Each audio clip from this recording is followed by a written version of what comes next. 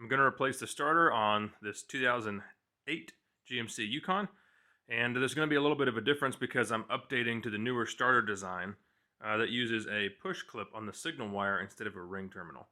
So if you have a 2007 to 2014 GMC or Chevrolet truck, it's all going to be the same process.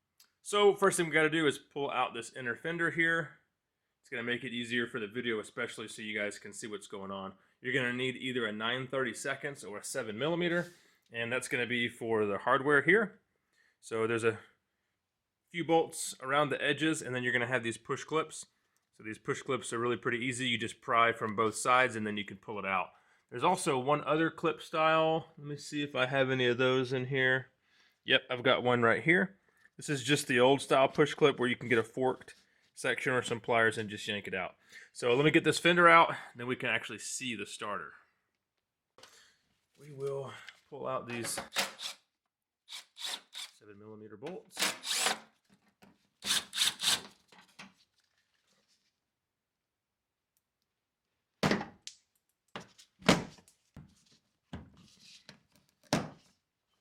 For these two-piece push clips here, you're going to need most likely two devices. You can use two flathead screwdrivers, or really anything.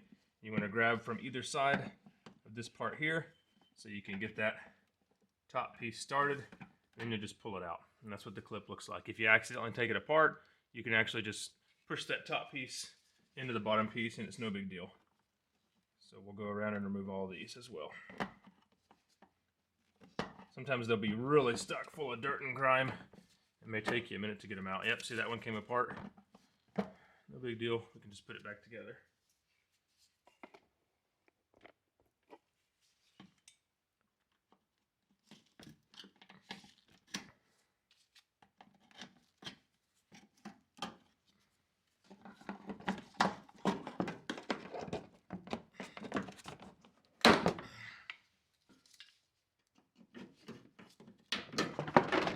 There we go. All right, underneath the truck here, you can see how it would be kind of difficult to try to finagle this starter out around the transmission cooler lines and the sway bar and all that kind of stuff. But we've got two 13mm bolts there, and then we're going to go ahead and remove the plastic cover, which is right here. That covers up the torque converter. You don't have to remove that to get the starter out, but it does help it wiggle out just a little bit better. So on the left there, you can see that 10mm bolt that we're going to remove to do that. I'm going to go ahead and do this off camera, this part here, of loosening everything because impacts are loud on YouTube.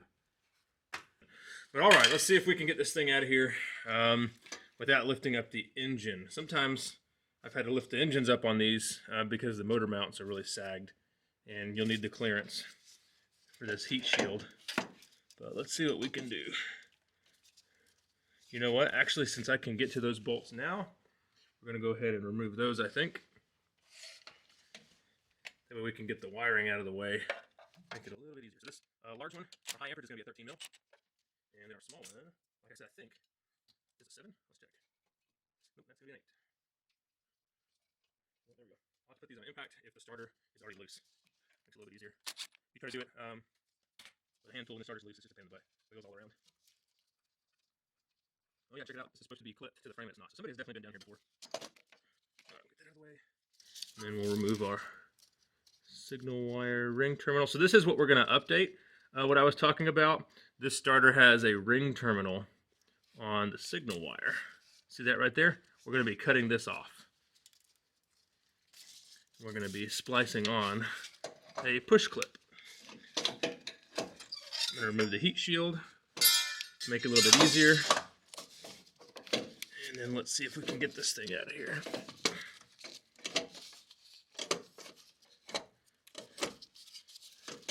May have to bring the engine up on this one.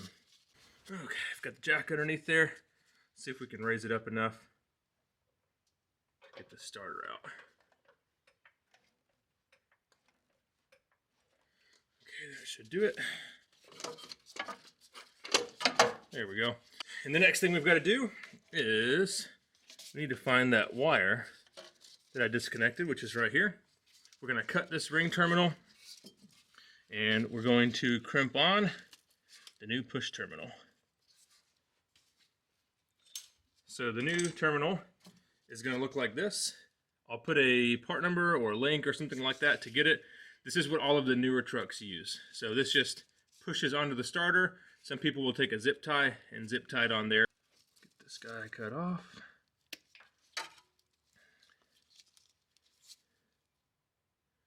If this is corroded, it's a good idea to go ahead and strip back a little bit further so you can get to some fresh stuff. Mine looks just fine, so we don't have to do that. Now you can just crimp this with the connector that will come in the kit with this new pigtail, or you can solder it, whatever you would like. Since this is our low amperage signal wire, I'm really not too worried about soldering it. So we're just going to crimp it in place.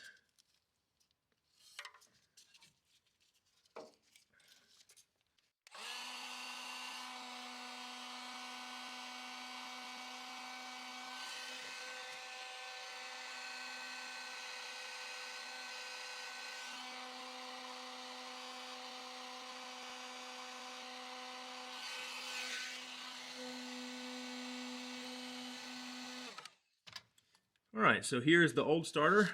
You can see we just have a stud right there that the ring terminal goes on for the signal wire. And this new one we have that plastic plug piece. So that is the actual difference in these two starters.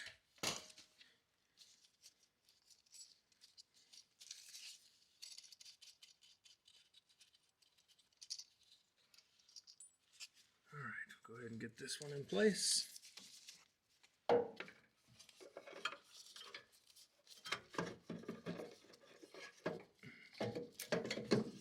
There we go.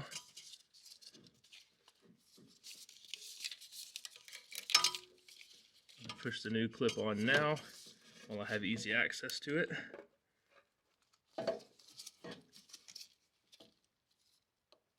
Okay, so it did come with this little green tab, but I don't really like them. They don't work very well. We're going to use the zip tie method, which does work very well. So this zip tie has a metal insert, and these things last a really long time. So just tighten that thing down. I'll keep it from ever backing off unless you're down there and you're the one taking it apart. We'll make sure we have our starter oriented the right way, and you can see how this starter terminal needs to go on. So I just set it up like that so I knew which way this cable needs to be.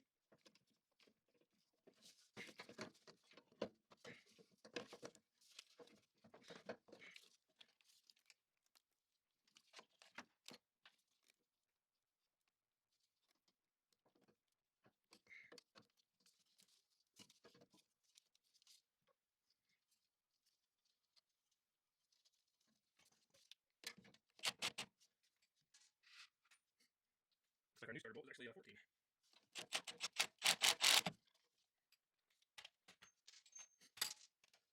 You can have everything oriented in the proper direction. You can go ahead and install the starter.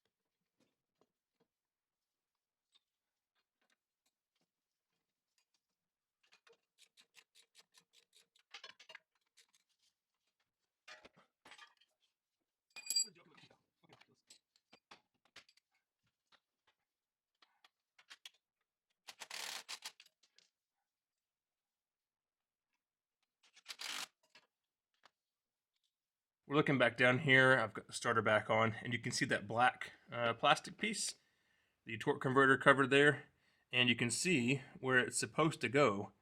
It's supposed to continue up there and go around the starter, like the hole where the starter goes in, and mine's broken. So not the end of the world, because the holes aren't, like you can't misalign it on accident, kind of like an older starter shim. But anyway, you should probably replace that if you can. Well, the new starter is in. That's all we've got to do. So now all you have left to do is replace any push pins that are broken or missing, like this one right here. and then go ahead and install your inner fender liner. And that's pretty much it. I'll put links in the description to that pigtail in case you got the incorrect starter for your truck. But now you know, even if you did get that one, it'll work. Not too big of a deal. If you have any questions, put them in the comments. Thanks for watching.